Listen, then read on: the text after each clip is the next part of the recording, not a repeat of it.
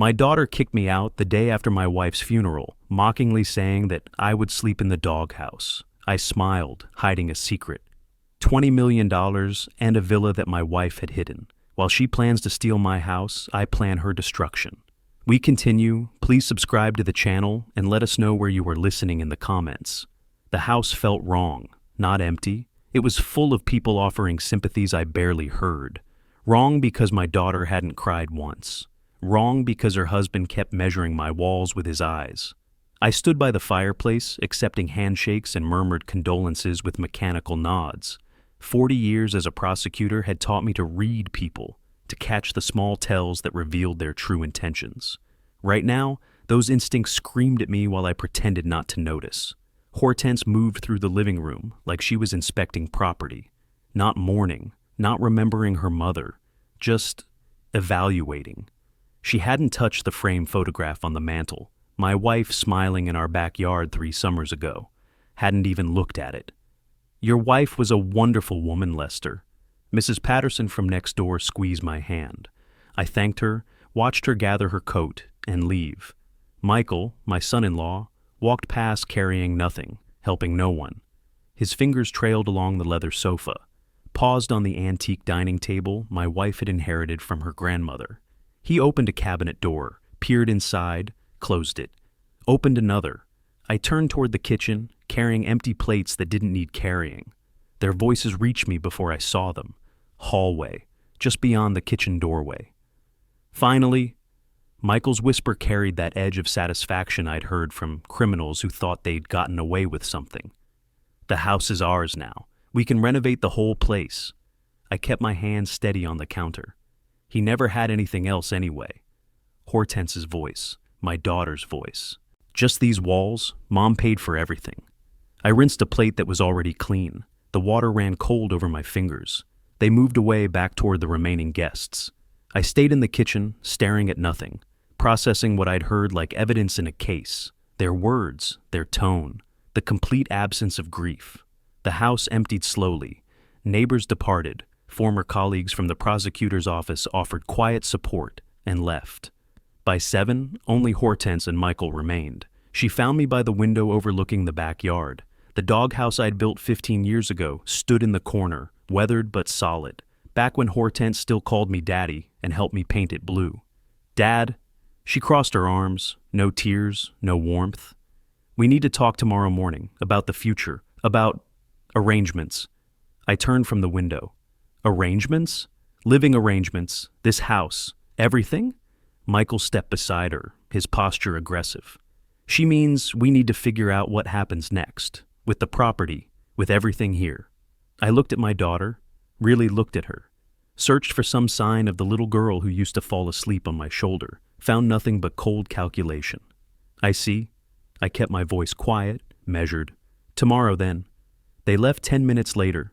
I listened to Michael's car pull away, then walked through the house checking locks I'd checked 1,000 times. Everything looked different now. The furniture my wife had chosen, the walls we'd painted together, the life we'd built. In the hallway, I stopped where they'd been standing, where my daughter had said I never had anything. 20 years as a prosecutor taught me to recognize predators. I just never thought I'd see that look in my own daughter's eyes. My bedroom felt too large, too empty. I sat on the edge of the bed, still wearing my funeral suit, and stared at the nightstand. The envelope waited inside, exactly where I'd kept it for 3 years. My wife's voice echoed in my memory. We'd been sitting in this same spot, late afternoon light coming through the window. She'd held the envelope like it contained something precious and dangerous. "Lester, if something happens to me, don't open this until after the funeral." She'd grip my hand. "Until you see how things really are, then you'll understand why I kept this secret." What secret? Protection. She'd pressed the envelope into my hands. "For you." I'd promised. Hadn't understood, but I'd promised. Now I pulled open the nightstand drawer. The envelope lay there, my name written in her careful script. "For Lester, when the time comes." I turned it over in my hands, thick, heavy, something substantial inside. My daughter's voice played back in my head.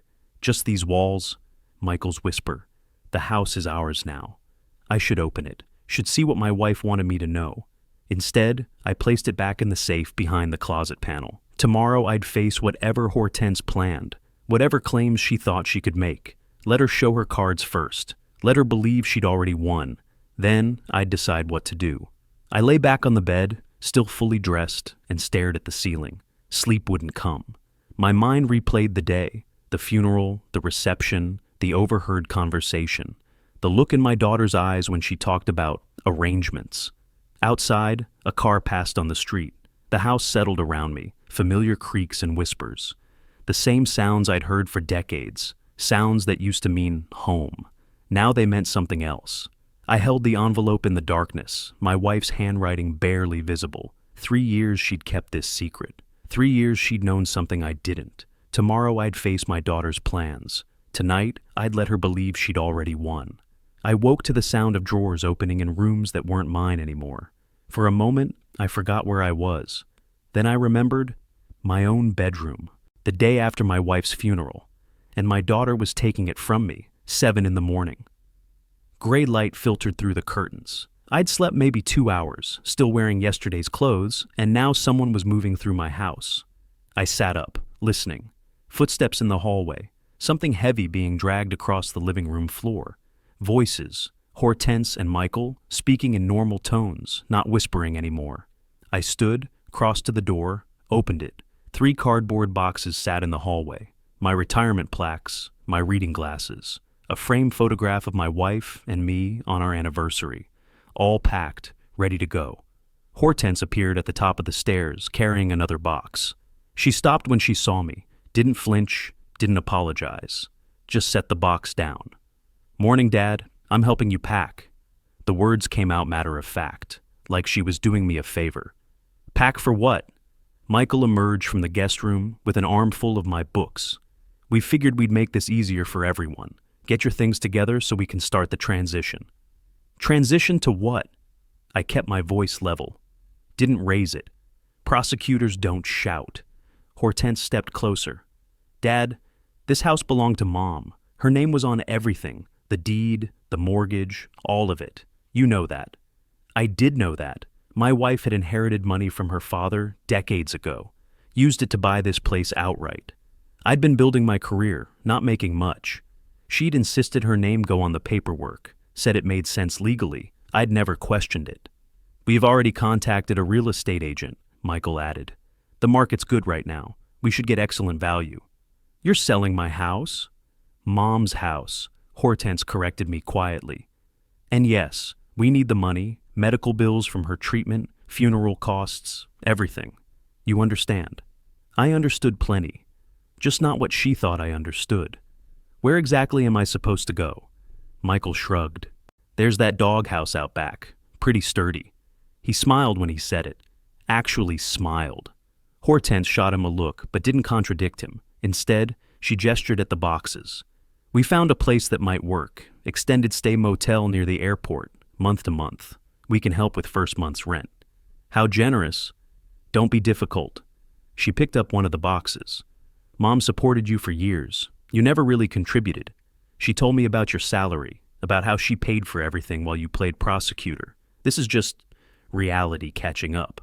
I walked past her, down the stairs, found more boxes in the living room, my things sorted and packed by my daughter's hands, my life reduced to containers.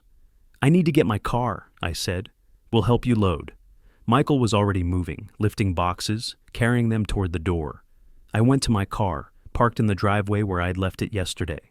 Opened the trunk. Came back for the first box. Hortense met me at the door. For a second, I thought she might say something, might show some crack in that cold facade, might remember that I was her father. "Hortense." I stopped, looked at her. "I'm your father. Your mother just died yesterday." "Don't." She held up one hand. "You never provided anything for this family. Nothing. Mom carried everything, the house, the bills, our life.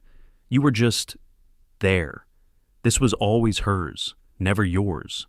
I carried the box to my car, loaded it, went back for another. 3 trips. That's what my life in this house came down to. 3 boxes and 30 minutes. Michael stood at the door as I loaded the last one. "That's it? No fight?" I stopped at the doorway where they both stood. Looked at my daughter one more time. She wouldn't meet my eyes. You made your choice. I walked to my car, got in, and drove away from McCormick Ranch. Didn't look back. If I'd looked back, I might have lost the control I'd spent 40 years developing. Desert Palms Motel sat on the outskirts of Scottsdale, the kind of place where people stayed when they had nowhere else to go. Monthly rates advertised on a faded sign. Parking lot half empty even in morning. The clerk barely glanced at me when I checked in. I paid cash for a week, took the key to room 114, and carried my 3 boxes inside. The room smelled like old carpet and industrial cleaner. Single bed, small table, television bolted to the wall, window overlooking the parking lot. I set the boxes on the bed and sat beside them, stared at them for a long moment. Then I went to my car and retrieved the envelope from where I'd hidden it in my jacket pocket. Had grabbed it from the safe while Hortense was downstairs, tucked it away before they saw. Back in the motel room, I opened it. A deed fell out first. Paradise Valley Villa. My wife's name. Square footage numbers that made my breath catch. Property value estimated at $15 million. Bank statements next. Investment accounts. Bonds, securities. Numbers that didn't make sense until I added them correctly. $20 million, maybe more. A letter, handwritten on my wife's stationery. Lester, if you're reading this, our daughter has shown you who she's become. I saw it years ago. This inheritance from my father, the villa, the investments, I kept it secret for you, not her.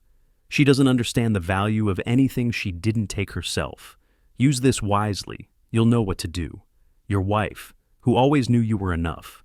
I read it 3 times, sat there in that motel room holding paper worth millions, thinking about my daughter packing my things, about Michael's joke about the doghouse, about Hortense saying I'd never contributed anything. A business card slipped from the envelope. James Morrison, attorney at law. A number in Phoenix. The letter shook slightly in my hands, not from fear, but something else, something colder. My wife had known. She'd seen what our daughter would become and protected me from it. $20 million, a villa in Paradise Valley. And my daughter thought I was sleeping in a doghouse. I reached for my phone and James Morrison's business card. Time to make a call. I picked up Morrison's business card and stared at it. Standard design, professional font, a downtown Scottsdale address, the kind of card that gave no hint of the secrets its owner kept. The documents lay spread across the motel bed, like evidence at trial. I'd spent the last hour organizing them chronologically, the way I used to organize case files. Villa deed dated March 2022. Investment statements running quarterly from then until last month. Property deed for the McCormick Ranch house. That one was older, yellowed at the edges, dated 1983. 2 years before we married. I picked up my wife's letter again. 2 pages, handwritten on her personal stationery. The paper felt substantial in my hands. Quality stock. She'd taken time with this. Hadn't rushed it. Lester, if you're reading this, I'm gone, and our daughter has shown you who she really is. I kept reading, though I'd already been through it twice. I saw it happening over the last decade. The way she looked at our home like it was a prize she was owed. The way she stopped asking about you and started asking about assets. This inheritance from my father, I kept it from her deliberately. Not to punish her, but to protect you. My wife had always been observant, quieter than me, less confrontational, but she missed nothing. While I'd been focused on cases, on building arguments and winning trials, she'd been watching our daughter change. I walked to the window. The motel parking lot stretched below, half empty in midday sun. My car sat alone near the office, those 3 boxes of my life still in the trunk. The letter continued on page 2. She'll come for the house first. She doesn't know it was mine before we married, my mother's gift. She doesn't know about Paradise Valley or the investments. She thinks you have nothing. Let her think it.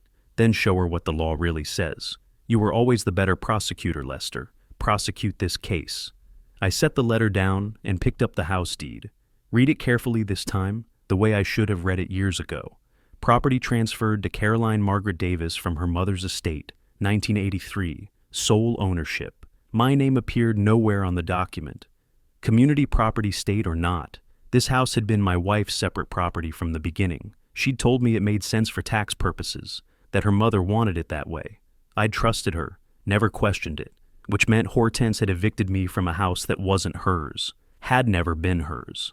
A house that legally belonged to me, now as surviving spouse. The irony tasted bitter. I checked my watch. 1 in the afternoon. I sat on the edge of the bed, Morrison's card in one hand, my phone in the other. Making this call would start something I couldn't stop, would transform me from evicted father into active opponent.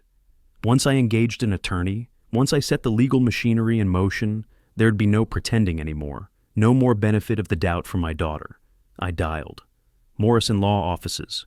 Professional voice, administrative assistant. James Morrison, please. This is Lester Davis. My wife recently passed and she left your card in an envelope for me. Brief hold, then a different voice, male, measured and calm. Mr. Davis, I'm so sorry for your loss. Morrison's tone carried genuine sympathy. Your wife was a remarkable woman. She prepared very carefully for this moment. I need to be direct.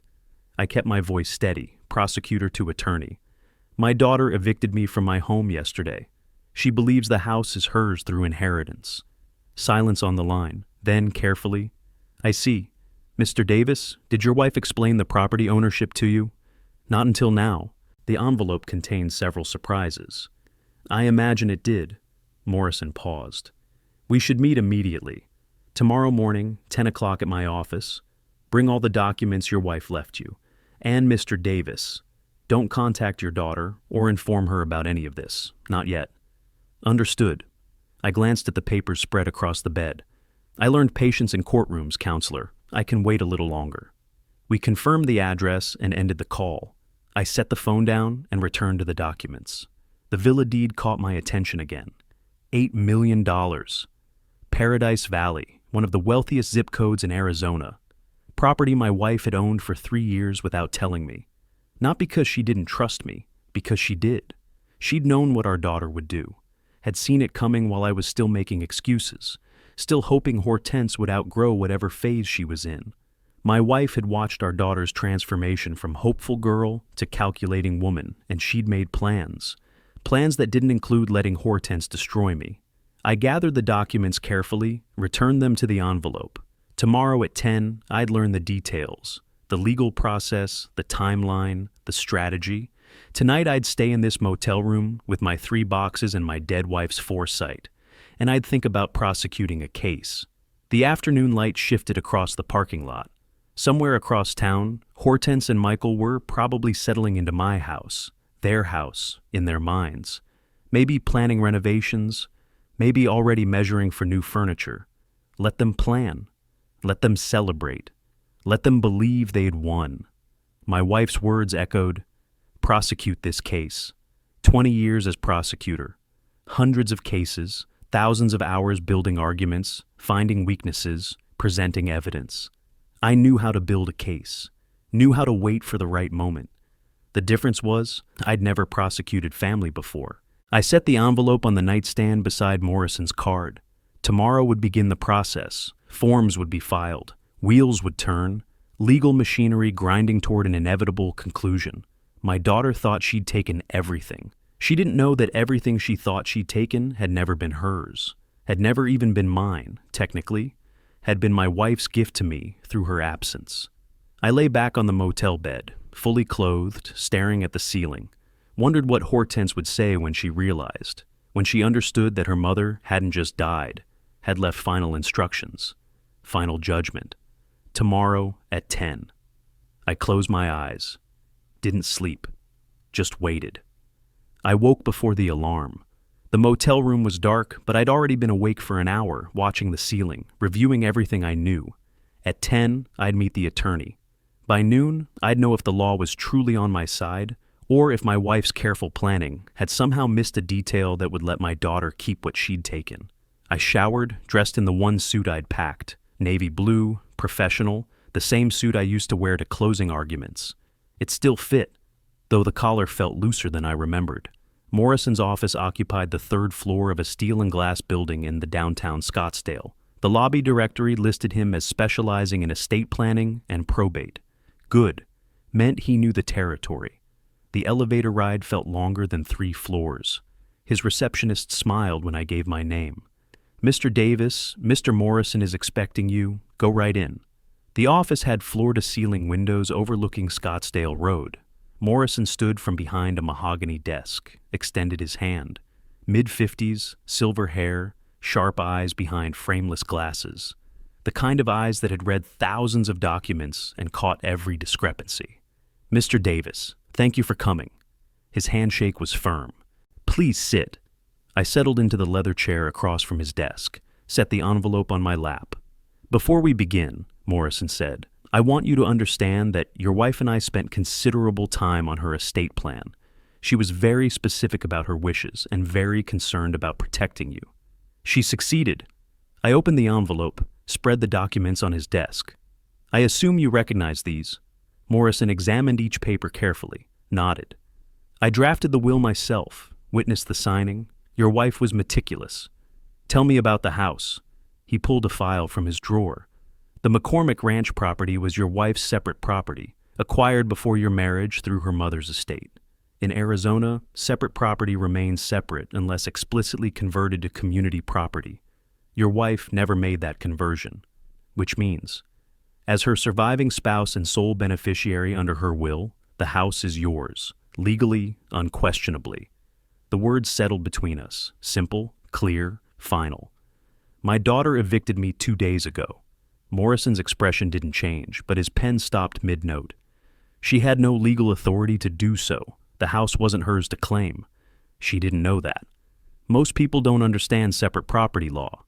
Morrison leaned forward. "Here's what happens now. We file probate paperwork with Maricopa County Superior Court. Standard process, 3 to 4 months typically. During that time, we also file an eviction notice against your daughter and her husband. They're unlawful occupants of your property. I absorbed this. How long before they have to leave? Arizona law requires 60 days notice for residential eviction. We file, they receive notice, the clock starts. If they don't vacate voluntarily, we go to court. Given the circumstances, you'll prevail easily." "What about the villa, the investments?" Morrison opened another folder. "The Paradise Valley property and associated accounts were also your wife's separate property, inherited from her father in 2022. She established clear beneficiary designations, naming you as sole inheritor. No complications there either. $8 million villa. Current appraisal." He slid the document across. $20 million in investment accounts, conservatively managed. Your wife was quite wealthy, Mr. Davis, and she made absolutely certain that wealth would come to you, not your daughter." I sat back. The leather chair creaked slightly. Through the window, Scottsdale stretched out under clear Arizona sky.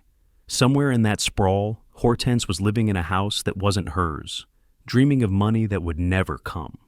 "Why did she do this?" I asked. "Keep it secret?" Morrison pulled out another document, handwritten notes in my wife's script, margin comments on a draft of her will. "She left instructions for me to share these if you asked." He turned the pages toward me. "Your wife observed your daughter's behavior over several years, documented incidents. She believed, and I quote, 'Hortense has learned to take rather than earn. If she knows about this inheritance while I'm alive, she'll demand it immediately. She'll waste it. She'll hurt her father with it.'" The words stung, but didn't surprise me. Not anymore. Morrison continued. "Your wife wanted you protected and wanted her assets preserved. She structured everything to ensure that outcome. She was quite brilliant about it, actually. What do I need to do? Sign representation papers. Give me authority to file probate and eviction proceedings. Then wait while the process unfolds." Morrison pulled out prepared documents. "I'll file everything this week. The court paperwork will be served to your daughter within 7 days. She'll realize then what she's actually dealing with." I reviewed the papers, standard representation agreement, retainer terms, court filing authorizations. Everything clean and proper. "What will she do?" I asked. "When she finds out?" Morrison capped his pen.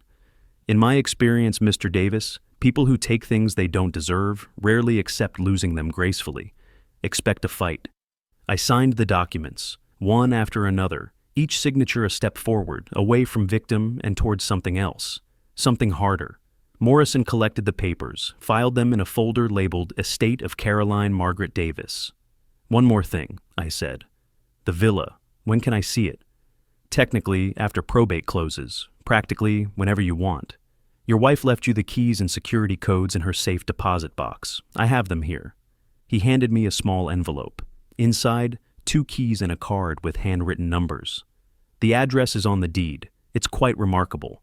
Morrison stood, walked me toward the door. Your wife left detailed instructions about the property. She wanted you to have somewhere peaceful, her word. We shook hands at the threshold. We'll file Monday morning, he said. The court paperwork will be served to your daughter within a week. She'll realize then what she's actually dealing with. I pressed the elevator button. How do you think she'll react? Morrison paused. In my experience, Mr. Davis, people who take things they don't deserve rarely accept losing them gracefully. Expect a fight. The elevator doors opened. I stepped inside. Good, I said. I spent 20 years in courtrooms. I know how to fight. Morrison's email had arrived Sunday night. Everything ready. Meet me at the office 9 a.m. Monday. We file tomorrow. I'd spent the week waiting, reading, walking the motel parking lot at night when sleep wouldn't come, thinking about my daughter living in my house, probably redecorating, probably celebrating her victory. Monday morning, I dressed in the suit I'd packed during the eviction, navy blue, the same one I'd worn for closing arguments. It still fit, though I'd lost weight these past weeks. I checked my reflection in the motel mirror, adjusted my tie, and drove downtown. Morrison met me in his office lobby. He carried a leather briefcase, documents already organized inside. We took his car to the courthouse. Maricopa County Superior Court occupied a modern building in downtown Phoenix. We parked in the structure across the street, walked through security, took the elevator to the 4th floor. Probate court clerk's office. The hallway smelled like old paper and air conditioning. Morrison approached the counter. I stood beside him, watching. The clerk was a woman in her 40s, efficient movements, eyes that had processed thousands of documents. She took Morrison's paperwork without looking up. Probate petition with separate property claim. She began reviewing pages. I'll need the death certificate, marriage certificate, and property deeds for the file. All attached, Morrison said, Exhibits A through F. She stamped each page. The sound was sharp, final, date, time, official seal of the court. She entered information into her computer, typed quickly, printed a receipt. Case number 2025 PR 00732, preliminary hearing, March 10th, 9 a.m., Judge Brennan's courtroom. You'll receive formal notice by mail. March 10th, I said quietly. Understood. 4 weeks, 4 more weeks in that motel room. But the machinery was moving now, legal gears turning, the process I'd spent 20 years working within, now working for me instead of through me. Morrison and I returned to his car. He drove me back to the motel. I'll have the papers served Wednesday, he said. Process server will deliver them to your daughter at the house. Standard procedure. I thanked him and went back to room 114, sat on the bed, stared at the court receipt in my hands. Case number 2025 PR 04732. My life reduced to a filing number. My daughter's theft reduced to a property dispute. The law was cold that way. Didn't care about family, didn't care about betrayal, just cared about deeds and wills and proper procedure. Sometimes cold was exactly what you needed. Wednesday afternoon, I was reading a newspaper when my phone rang. Unknown number, but local area code. I let it ring twice before answering. Heavy breathing. Then, is this Lester Davis? Speaking. This is Hortense Davis Clark. Her voice was different, tight, strained. And Michael Clark. We just received some legal documents. I set the newspaper aside, sat up straighter. Daddy. The word came out forced, artificial sweetness coating something desperate underneath. We received some paperwork, and I think there's been a misunderstanding. We got emotional after Mom's funeral. We want you to come home. We can forget all this legal confusion. I said nothing, let her words hang in the air between us. Daddy, are you there? There's no confusion. But Daddy, we're family. The house isn't yours, I interrupted. My voice stayed level, emotionless, prosecutor's tone. It never was. I'll see you in court. I ended the call, set the phone on the desk, went back to reading the newspaper. It rang again 30 seconds later, her name on the screen. I didn't answer. It went to voicemail. She called twice more that evening. I ignored both calls. Thursday morning, Morrison called. Your daughter's been trying to hire representation, he said. She contacted 4 firms yesterday. None would take her case. Why not? No money for retainers, and frankly, the case is unwinnable. The documents are ironclad. Any competent attorney can see that in 5 minutes. They're not going to waste time on a losing case with clients who can't pay. I absorbed this. So she'll be alone in court. Pro se representation, representing herself. It rarely goes well. I know, I said. I've seen it plenty of times. After hanging up, I walked to the motel office and bought another week. The clerk barely acknowledged me, just took my cash and handed over a receipt. Back in my room, I opened the manila folder Morrison had given me. Court documents, evidence exhibits, timeline of events, everything organized the way I used to organize prosecution cases. My daughter thought the funeral had ended our relationship, thought evicting me had been the final word. She didn't understand that the law was patient. The law took time, but the law always, eventually, spoke. And when it didn't whisper. My phone buzzed. Text message from Morrison. Hearing confirmed March 10th, 9 a.m. Judge Brennan assigned. She's fair, but no nonsense. Perfect for this case. I typed back, I'll be there. Then I set the phone down and looked around my motel room. The furniture that wasn't mine, the walls that weren't mine, the temporary space I'd occupied for 3 weeks while my daughter slept in my bed, ate in my kitchen, planned renovations for my house. March 10th couldn't come fast enough. But I'd learned patience. 20 years of building cases, waiting for trial dates, letting investigations develop. Patience was a prosecutor's greatest tool, and I was about to prosecute the most important case of my life. Outside, traffic hummed on the street. Phoenix stretched out under February sun. Somewhere in that sprawl, my daughter was probably panicking, probably arguing with Michael, probably realizing that the house she thought she owned was slipping away. Let her panic, let her argue, let her realize. The hearing was 4 weeks away, and I'd wait every single day if I had to, because the law was on my side, the documents were on my side, my dead wife's careful planning was on my side, and my daughter? She had nothing but assumptions and greed. The suit felt strange. I hadn't worn it since my last day in the prosecutor's office 5 years ago. Dark blue, pressed sharp, the uniform of courtrooms I'd spent 20 years in. I adjusted the tie in the motel mirror. 9 o'clock hearing. 4 weeks of waiting ended today. Time to let the law speak. Morrison met me in the courthouse lobby. We went through security together, rode the elevator to Judge Brennan's courtroom on the 3rd floor. The courtroom was smaller than the ones I'd worked in. Fewer benches, single row for spectators. But the layout was familiar. Judge's bench elevated, witness stand to the right, counsel tables facing forward. I'd stood at tables like these hundreds of times. Never thought I'd be sitting at one as a party rather than a prosecutor. Hortense and Michael were already there, front row on the opposite side. She wore a dark dress, conservative, trying to look respectful. Michael wore a suit that didn't fit right, too tight across the shoulders. They sat close together, whispering. Neither looked at me when Morrison and I entered. We took our seats at the petitioner's table. Morrison arranged his files, positioned exhibits in order. I sat beside him, hands folded, watching. At precisely 9, the bailiff stood. All rise, the Honorable Sarah Brennan presiding. Everyone stood. Judge Brennan entered from chambers, late 50s, gray hair pulled back, sharp eyes that missed nothing. She took her seat. We all sat. Case 2025 PR Zhor 732, the clerk announced. In the matter of the estate of Caroline Margaret Davis. Judge Brennan opened the file before her, read silently for a moment, then looked up. Mr. Morrison, you're representing the petitioner. Morrison stood.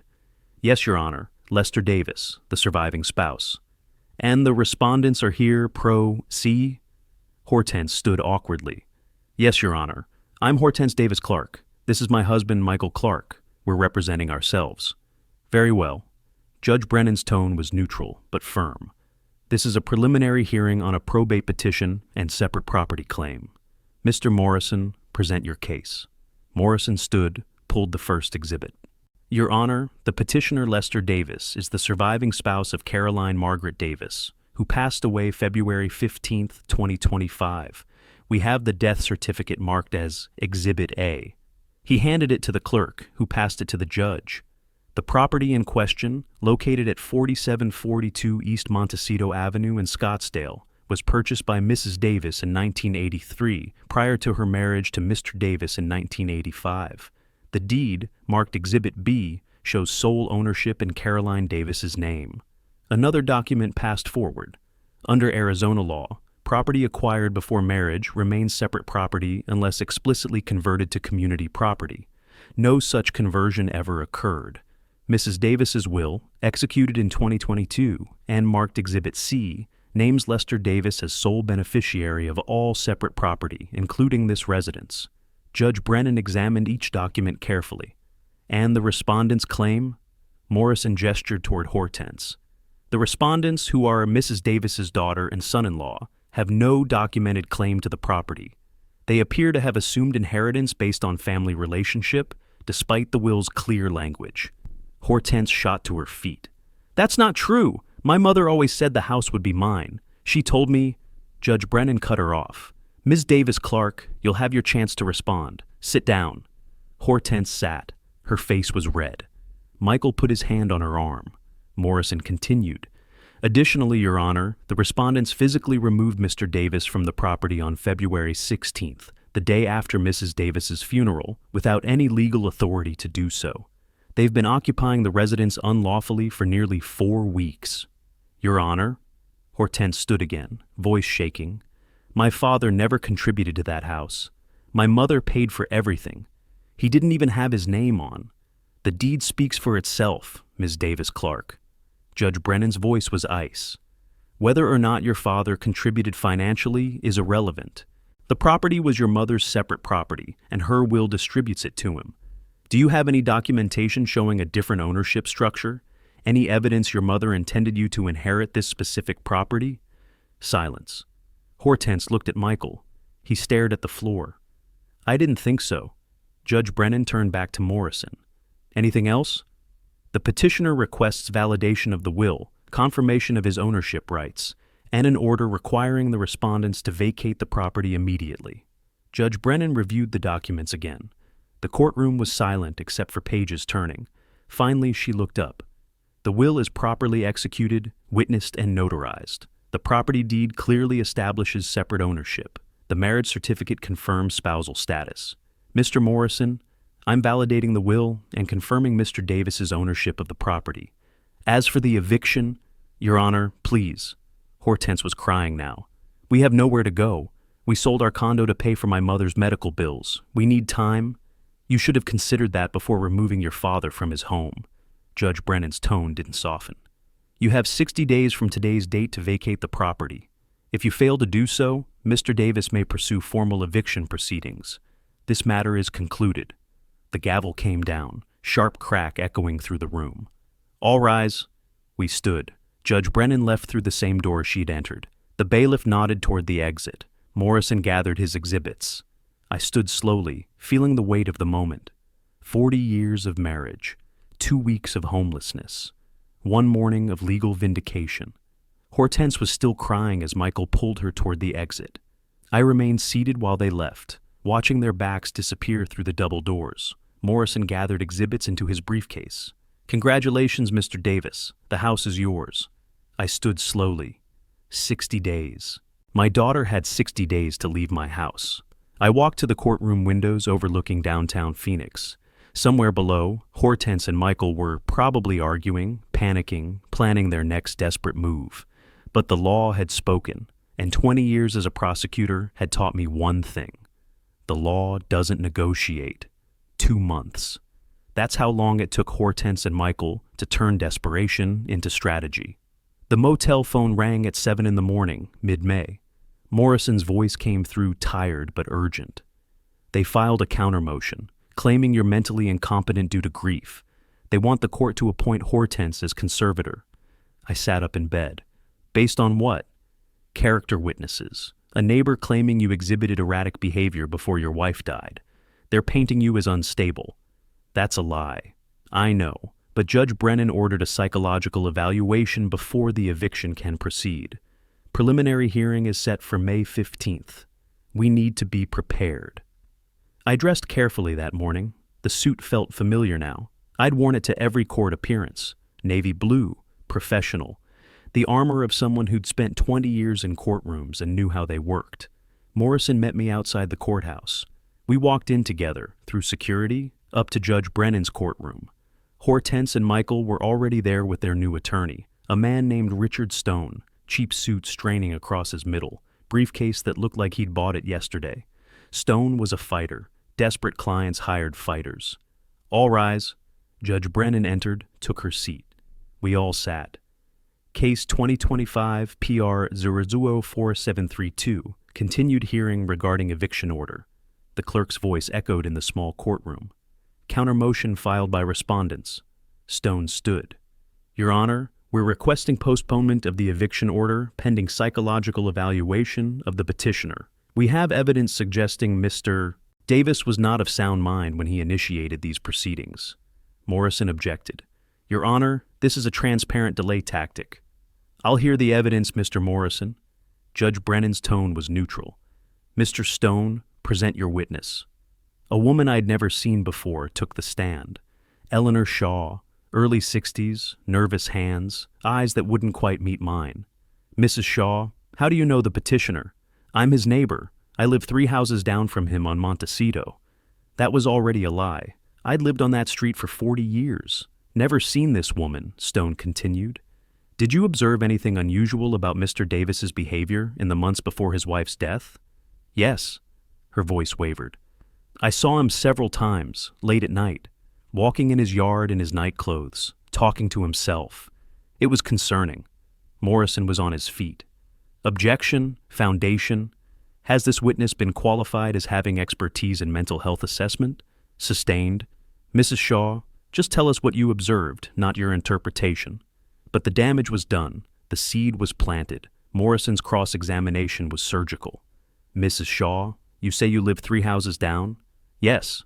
On Montecito Avenue? That's right. Morrison pulled out a document. This is a property map from Maricopa County records. Can you point to your house? Shaw's face went pale. She couldn't. That's because you don't live on Montecito Avenue, do you? Morrison produced another paper. According to your driver's license, which you provided in your witness affidavit, you live on Maple Street, 3.2 miles away. Stone objected. Judge Brennan overruled. Furthermore, Morrison continued, your LinkedIn profile shows you worked with Hortense Davis Clark from 2019 to 2021. You're not a neighbor. You're a former coworker lying under oath. The courtroom went silent. Judge Brennan's expression hardened, but she was cautious, careful. Mr. Davis, I'm ordering a psychological evaluation, not because I believe these allegations, but because they've been raised and I want them definitively addressed. We'll reconvene May 25th at 10 a.m. Morrison started to object, but I touched his arm. Let it go. Let them waste their time. I knew what the evaluation would show. That afternoon, I sat in Dr. Sarah Mitchell's office completing cognitive assessments on a tablet. Pattern recognition, memory recall, problem solving. She asked careful questions about my emotional state. How are you coping with your wife's death? Sad? I kept my voice even. Angry at certain people, but functional. I understand what's happening and why. Have you experienced confusion, memory problems, difficulty making decisions? No. If anything, I'm thinking more clearly than I have in years. How so? Sometimes crisis forces clarity. You see people for who they really are. She made notes. We continued for 2 hours. The next day, another session. More tests, more questions. All of it designed to determine if I was competent. I'd spent 20 years evaluating witnesses, reading people, understanding what they needed to hear. This was no different. On May 20th, Morrison called. Dr. Mitchell's report came back. You're fully competent, excellent cognitive function, appropriate emotional responses, no evidence of diminished capacity. Good. The hearing is in 5 days. We'll present this and move for immediate enforcement of the eviction order. That evening, I returned to the motel and found Michael waiting in the parking lot, leaning against my car, arms crossed, the posture of someone trying to intimidate. I parked 2 spaces away, got out slowly. My phone was already in my hand, recording app open, microphone pointing forward.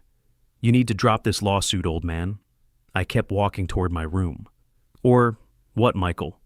He pushed off my car, followed me. Or, I make your life very difficult. I know people. People who don't ask questions. I stopped, turned to face him. Are you threatening me?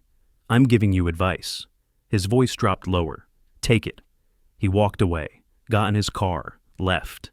I stood in the parking lot holding my phone, watching his taillights disappear.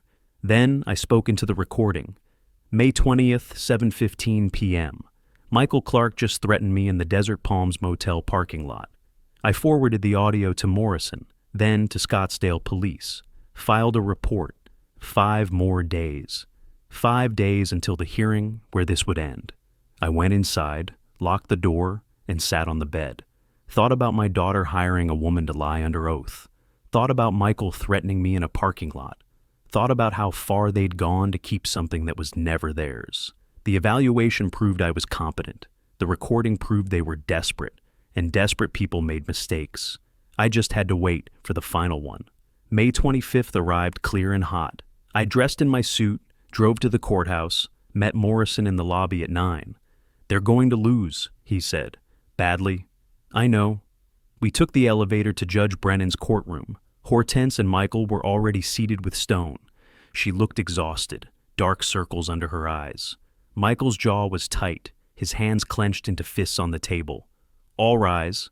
Judge Brennan entered. We stood, sat, waited. Case 2025 PR 00432, final hearing on eviction enforcement. Her voice was crisp, efficient. Mr. Morrison, present your evidence. Morrison stood, pulled out documents. Your Honor, Dr. Sarah Mitchell's psychological evaluation completed May 18th. He handed it to the clerk, who passed it to the judge. Judge Brennan read silently. 2 minutes, 3, then she looked up. The report is unequivocal. Mr. Davis demonstrates full mental capacity, excellent cognitive function, appropriate emotional responses. The court finds no basis for the incompetency claim.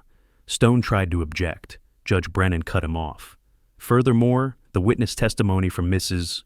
Eleanor Shaw has been revealed as perjury. She'll be referred to the district attorney's office for prosecution. Hortense grabbed Stone's arm, whispered something urgent. He shook his head. Additionally, Judge Brennan continued, the court has received a police report filed May 20th regarding threats made by respondent Michael Clark against the petitioner, including an audio recording of those threats. She looked directly at Michael. Mr. Clark, stand up. He stood slowly, face flushed. Your behavior constitutes witness intimidation. I'm adding contempt of court charges and referring this matter to the district attorney as well. Your Honor, Stone began, I'm not finished. Judge Brennan's tone could have cut glass. This case involves clear property ownership, unlawful eviction, attempted fraud, and witness intimidation. The evidence overwhelmingly favors the petitioner. She paused, looked at her notes, then back up. The defendants are ordered to vacate the property at 4742 East Montecito Avenue by May 28th at 5 p.m. That's 72 hours from now.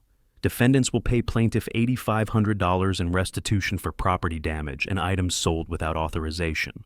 I'm referring all criminal matters, perjury, fraud, and intimidation, to the Maricopa County District Attorney's Office. The gavel came down. Michael exploded from his chair. This is complete. Sit down, Mr. Clark. He didn't sit, took a step toward the bench instead. You can't just... 2 bailiffs moved fast, hands on Michael's arms, pulling him back. He struggled, shouted something I couldn't make out. They dragged him toward the door. Hortense was crying, reaching for him. Judge Brennan's voice cut through the chaos. Mr. Clark, you're in contempt. 30 days county jail. Bailiffs, remove him. The doors closed behind them. The courtroom went silent. Court is adjourned. Another strike of the gavel. Morrison gathered our documents. I sat still, processing. Victory felt less satisfying than I'd imagined. Not because I'd won, because of what winning meant. In the hallway, Hortense found me. Her face was blotchy from crying, makeup smeared. Dad, please. Her voice broke. We can't do this. We have no money, nowhere to live. I looked at her, really looked at her. Tried to find my daughter somewhere in this desperate woman. You should have thought of that before throwing me out. I'm sorry, I was wrong. Please, give us a chance.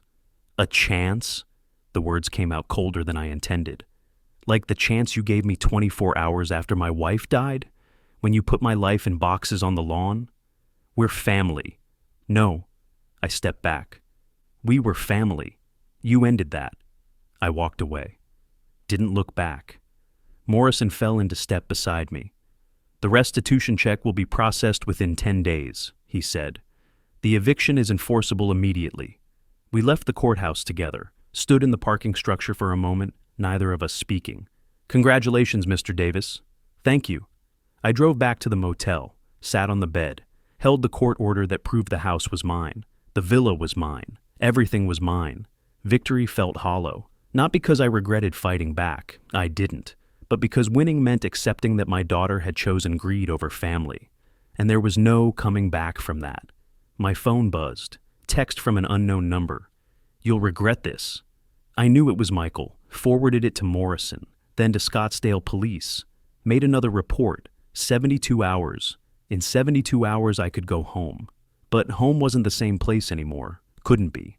Not after everything that had happened. Not after what my daughter had become. I lay back on the motel bed, court order still in my hands, and stared at the ceiling. Thought about 40 years of marriage, 3 months of homelessness, 1 morning of legal vindication, and wondered if justice was supposed to feel this empty. The deadline was 5 p.m. on May 28th. I arrived at my house, at 5:15, giving them no excuse to claim I was forcing early eviction. Morrison came with me, along with a sheriff's deputy to ensure peaceful transition. The front door was unlocked. Inside, the house was empty. Not empty of furniture, that was mine, and it remained. Empty of them. Their clothes gone, their personal items removed. The photographs Hortense had hung on the walls, pictures of her family, her accomplishments, her life, all taken down. Only nail holes remained. In the kitchen, a single note on the counter. 2 words in Hortense's handwriting. We're gone. The deputy walked through the rooms with me, checked for damage, found none. They'd followed the court order to the letter, left my property intact, removed only what was theirs. Looks like they cleared out clean, the deputy said. You need me to stay while you look around? No, thank you. I'll be fine. He left. Morrison stayed a few minutes longer, made sure I was settled. Then he left too, and I stood in my living room, in my house, legally mine, rightfully mine, and felt absolutely nothing. Not triumph, not satisfaction, just emptiness. I walked through the rooms, master bedroom, the bed we'd bought 40 years ago, still there. Guest room, untouched. Office, my desk, my books, my files. Kitchen, cabinet still half full of dishes we'd collected over decades. The house was mine, but it wasn't home anymore. Couldn't be. Too much had happened. Too much had been poisoned. I stood by the fireplace where my wife's photograph had been, where it should be. Found only dust on the mantel. Made my decision right there. I'd sell this place, take the money, move to Paradise Valley permanently. Start over in the villa I'd never even seen but legally owned. Let someone else make memories here. Mine were ruined. Back at the motel that night, I called a realtor. By June 2nd, the house was listed. $1.19 million. The market was strong. Multiple offers came within a week. Accepted offer, $1.21 million, all cash, quick close. June 11th, I sat at a title company conference table signing papers. Stack of documents transferring 40 years of my life to strangers. Final signature. Title officer handed me a cashier's check. $1,147,328 after fees. I folded it, placed it in my jacket pocket, shook hands, and walked out. During those 2 weeks, Morrison kept me informed about Michael and Hortense. Michael's debt deadline passed June 1st. Morrison told me over the phone. The investors filed lawsuit June 2nd. By June 5th, he'd declared bankruptcy. Chapter 7. Complete liquidation. Everything, and his real estate license got suspended due to the fraud allegations. His career is finished. What about the restitution he owes me? You'll get pennies on the dollar, if anything. Bankruptcy discharges most of it. I don't need the money, I just needed justice. Morrison provided other updates. Hortense and Michael were renting a 1-bedroom apartment in a low-income area of Mesa. $1,100 a month. Hortense working as a cashier at a grocery store. Michael, unable to work in real estate, had taken a warehouse job. Their combined income barely covered rent and Michael's remaining debt obligations. The life they'd tried to steal had led to their complete financial ruin. I should have felt satisfied, should have felt vindicated. Instead, I felt tired. June 20th, an email arrived from Hortense. Subject line, "I'm sorry." I opened it in my motel room, read it sitting at the small desk by the window. "Dad, I don't expect forgiveness. I was consumed by greed and resentment. Mom saw who I really was. I'm sorry I proved her right. Michael and I lost everything. We're living in a tiny apartment. I work retail. It's what we deserve. I just want you to know I understand now. I'm sorry. I'm so sorry." I read it 3 times, felt unexpected pity mixed with bitterness. Sorry didn't rebuild trust. Sorry didn't undo throwing me out the day after my wife died. But maybe sorry was a start. Maybe, someday. I closed the laptop without responding, opened it again an hour later, reread the email, still didn't respond, marked it as read, left it in my inbox, unanswered. June 25th, I drove to Paradise Valley, to the villa I'd inherited but never visited, the address on the deed, $8 million of property my wife had left me. The gate opened with the code from the envelope, long driveway through desert landscaping, and then the house appeared. Not a house, an estate. Adobe and glass and mountain views. Sunset colors reflected off floor-to-ceiling windows, pool in the back, guest house beyond that. Everything pristine, professionally maintained, waiting. I unlocked the front door with the key my wife had left me and stepped inside. The air was cool, climate-controlled, furniture covered in protective sheets. But underneath, quality, taste, beauty, my wife's final gift. Not just money, but sanctuary. I walked through rooms I'd never known existed, found myself in the master bedroom, standing at windows overlooking the valley. Scottsdale spread out below like a constellation of lights as dusk fell. This could be home, could be, if I let it. I made my decision. The McCormick Ranch house money would go into investments. This villa would become my residence. Fresh start, new chapter. Life rebuilt from the ruins my daughter had created. July 4th, I moved in permanently. Left the motel behind, brought my 3 boxes of belongings into 8,000 square feet of space. They looked ridiculous, insignificant, but they were mine. And that was enough to start. The villa became home slowly. I bought new clothes to replace what I'd lost, hired someone to help me learn the systems, pool maintenance, security, the smart home technology my wife had installed, unpacked boxes I'd lived out of for 4 months, found something unexpected in the 3rd box, a photo album I hadn't known was there. Must have grabbed it during the eviction chaos.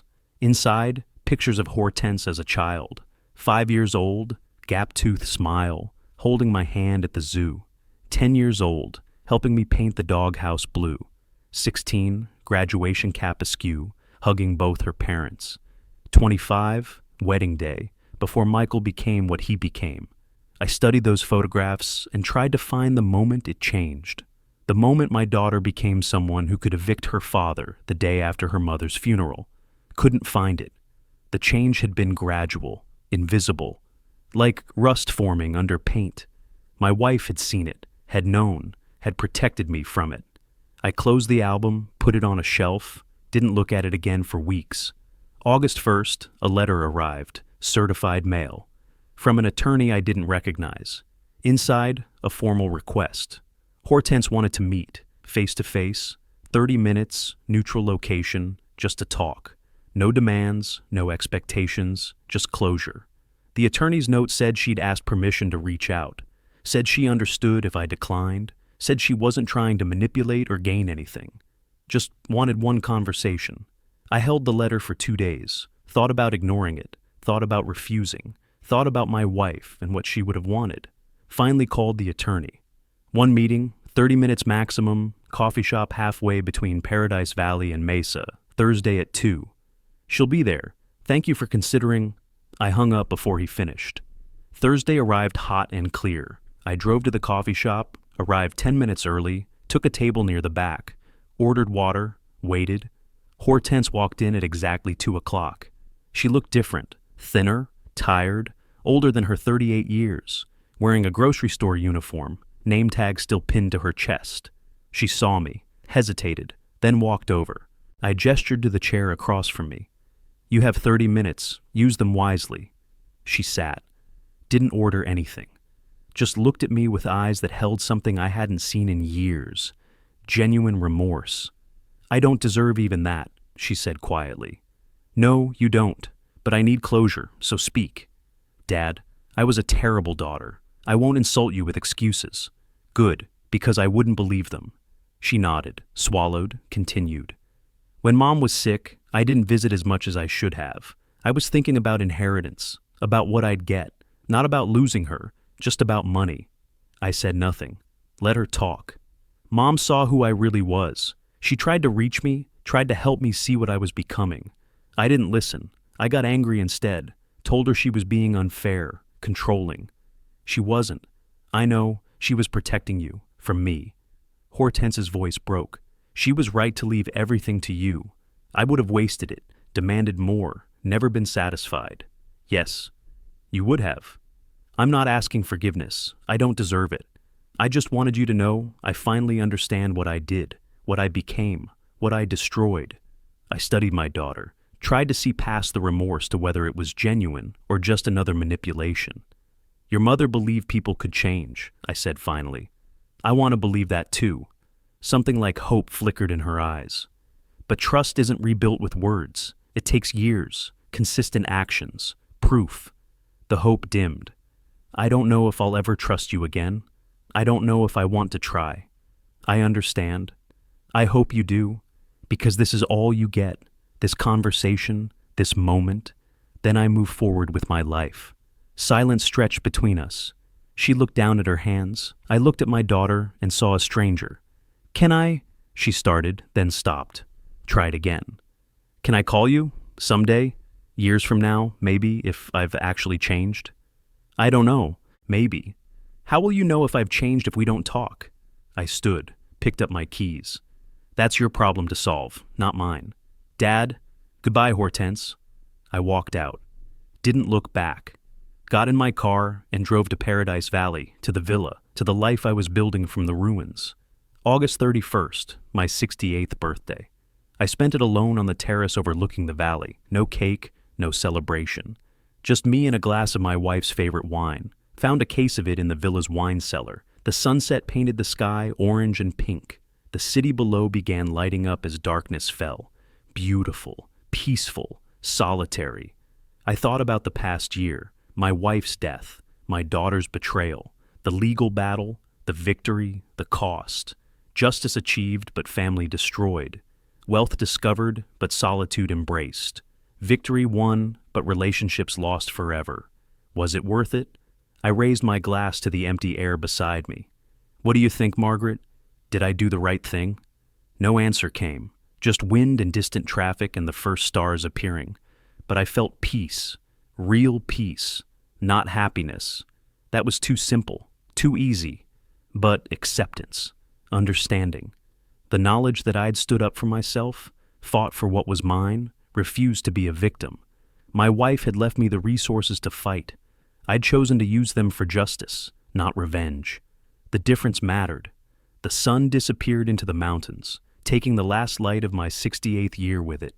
Tomorrow would bring 69, more sunrises, more sunsets. A life rebuilt not on what I'd lost, but on what remained, my dignity, my independence, my peace. As darkness settled over the valley, I went inside. Tomorrow was another day, and I would face it on my own terms. If you like this story, please like this video, subscribe to the channel, and share your impressions of this story in the comments. To listen to the next story, click on the box on the left. Thank you for watching.